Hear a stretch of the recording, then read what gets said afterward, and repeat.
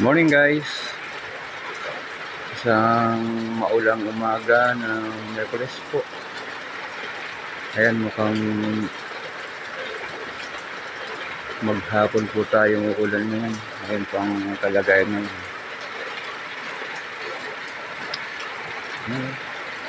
Wala, napakakapal ng ulan, kaya lang yun ko itong ulan na to, ito yung tinatawag na ulan amihan.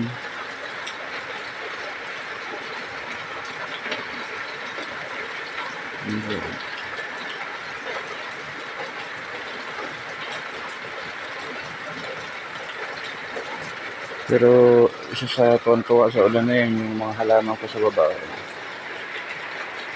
Ayan ha. Yung mga snake plant ko dyan. Ayan. Mga tuwan-tuwa. Mga bibiligan.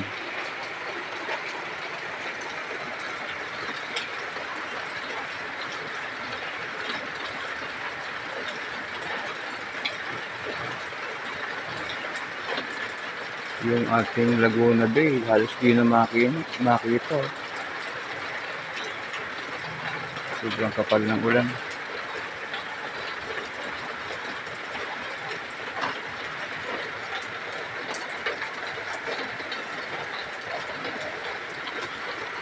Parang kung maulan, masarap painit. Kape. Kape po tayo.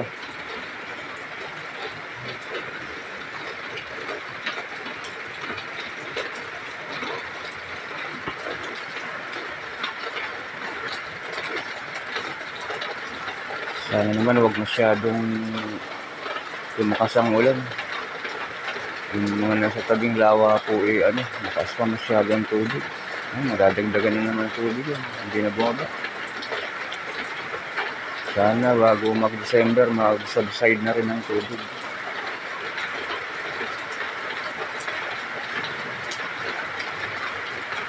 Grabe yata itong ulan itong itong taon na to.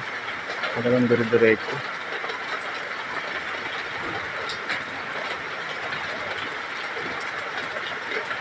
Talagang maraming binabaha.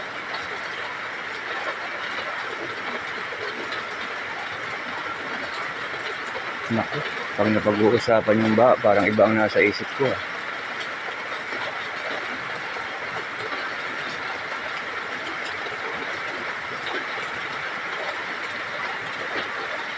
Sana naman huwag masyadong gahaman.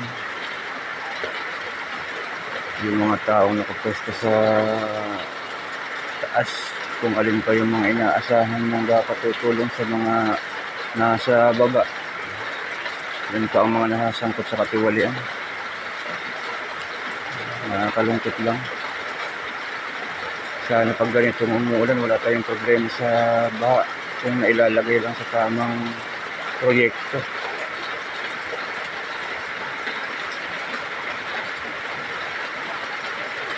Minsan talaga makapaisip ko kung bakit may mga ganyang tao sa gobyerno.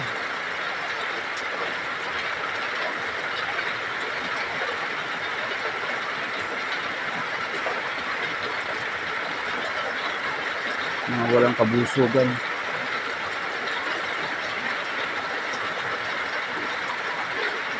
Kahit ano pa man, tuloy lang po tayo.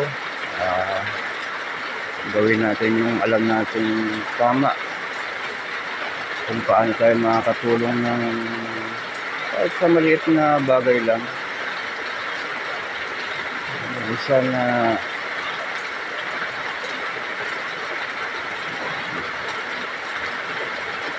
maging kontento na yung mga nasa taas. Huwag na masyadong gahamang lang guys. Magandang umaga. Sana huwag pong bahain yung mga nasa mabababang lugar. Lalo na po itong mga kalugar namin dito sa tabi ng lawa. Guys, good morning.